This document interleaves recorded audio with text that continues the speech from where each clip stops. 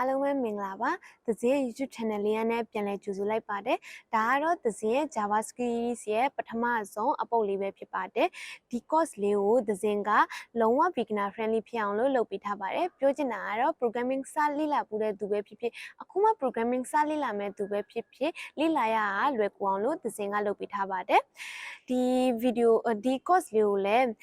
theoretical base မဟုတ်ဘဲနဲ့ဖြစ်နိုင်တယ်လို့ practical base ဖြစ်အောင်လို့Thazinကhomework တွေလည်းပုံမှန်ပေးသွားမှာဖြစ်ပါတယ် homework နဲ့ lecture note တွေကို video lecture တစ်ခုပြီးတိုင်း description မှာချပေးထားပါဖြစ်ပါတယ်เนาะဒါဆိုတော့လေ့လာသူတွေအနေနဲ့လည်း video တစ်ပုတ်ပြီးတိုင်း video note တွေကို lecture note တွေကိုပြန် refer လုပ်ပြီးတော့ homework တွေကိုလည်းတေချာပြန်လုပ်သင့်ပါတယ်အဲ့ဒါဆိုရင်တော့ Java ကိုလေ့လာရတဲ့အခါမှာအခက်အခဲမရှိဘဲနဲ့ကောင်းစွာလေ့လာနိုင်မှာဖြစ်ပါရဲ့နော်အခုThazinတို့ Java သင်ဖို့အတွက်နှစ်ခုအရာအရင်ကစကို device မှာ install လုပ်ဖို့လိုပါတယ်အဲ့ဒါကတော့ JDK နဲ့ NetBeans IDE ပဲဖြစ်ပါတယ် IDE ကတော့ NetBeans ပဲတောင်းမယ်ရေလုံးမဟုတ်ပါဘူးကိုကြိုက်တဲ့ကိုမှ Eclipse ရှိပြီးသားဆိုရင်အဲ့ဒါတော့ download လုပ်ဆရာမလိုပါဘူး Eclipse နဲ့လည်းရေးလို့ရပါတယ်နော်အဲ့ဆိုရင်အခုသွားပြီးတော့လိုအပ်တာလေးကို download သွားဆွဲလိုက်အောင်ပါနော်Thazinတို့အခု web browser ထဲမှာဒီ Oracle JDK download ကိုရှာလိုက်ပါမယ်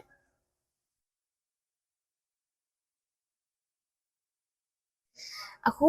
ပထမဆုံးပေါ်လာတဲ့ link လေးကိုနှိပ်ပါမယ်အဲ့ဆိုရင်ဒီ page လေးကိုရောက်သွားမှာပါနော်Thazinတို့ကအခု latest version က Java 19ပါThazin Java 19တဲ့ဟိုမှာဒါက Linux ရယ် Mac OS ရယ် Windows ရယ်သုံးမျိုးရှိပါတယ်ကို device ကိုလိုက်ပြီးတော့ download ဆွဲပါနော် Thazin က Windows သုံးတဲ့အတွက် Windows ကိုသွားပြီး download ဆွဲပါမယ်ဒီသုံးခုတွေကလည်းကိုကြိုက်တဲ့ဟာကို download ဆွဲလို့ရပါတယ်Thazinကဒီ exe file လို့ profile လို့ဒါလေးကို download ဆွဲလိုက်ပါမယ်အဲ့ဆိုရင်ဒီအောက်မှာThazinတို့ရဲ့JDK က download ဆွဲနေပါပြီเนาะဒီက download ဆွဲနေတဲ့အချိန်Thazinက NetBeans ကိုလည်းသွား download ဆွဲလိုက်ပါမယ်အဲ့ဆိုရင်သွားပြီးတော့ NetBeans download လို့ရိုက်ရှာလိုက်ပါမယ်NetBeans download ရှာလိုက်ရင်ဒီမှာအပေါ်ဆုံးပေါ်လာတဲ့ link လေးကိုပဲနှိပ်မှာပါเนาะ download နေကိုနှိပ်လိုက်ပါပြီးရင်ဒီကပေါ်လာပြီဆိုရင်အခုThazinပြထားတဲ့ဟာ exe file ကို download ဆွဲပါမယ်ဒီ link လေးကိုနှိပ်ပြီး download ဆွဲမှာပါအဲ့ဆိုရင်ဒီနှစ်ခု download ဖြစ်နေပါပြီဒီ NetBeansကတော့Thazinတို့ Java ကိုတကယ်စီရေးမဲ့ tool လေးပါเนาะThazinတို့ဒီမှာ download လုပ်ပြီးဆိုတော့ JDK 19 အရင် install လုပ်လိုက်ပါမယ် yes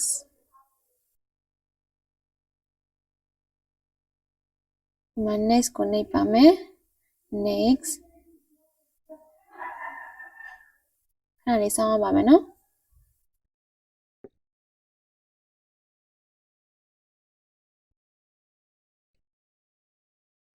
ဒီမှာအခုThazinတို့က successfully install ဖြစ်သွားပါပြီ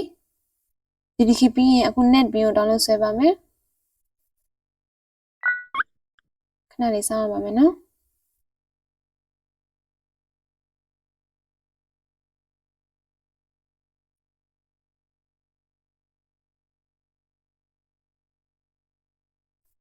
next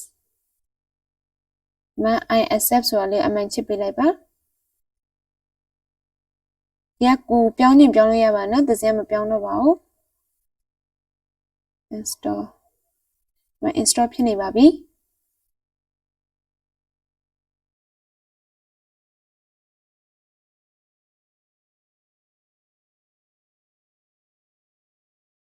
ဟုတ်ပြီThazinတို့အခု download လုပ်ဆရာလုပ်ပြီးဆိုတော့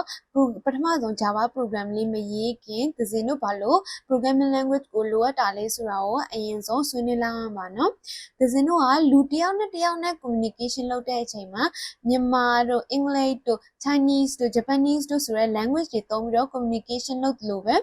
လူနဲ့ computer နဲ့ communication လုပ်တဲ့အချိန်မှာ computer က binary digit လို့ခေါ်တဲ့0နဲ့1ကိုပဲနားလဲပါတယ်အဲ့ဒါကြောင့်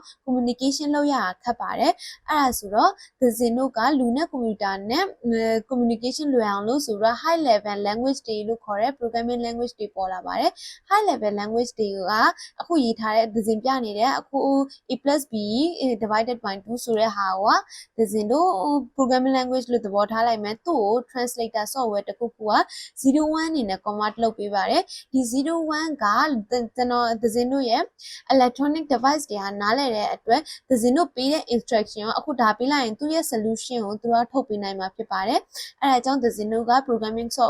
programming language တွေလေ့လာပါလိုအပ်ပါတာပါနော်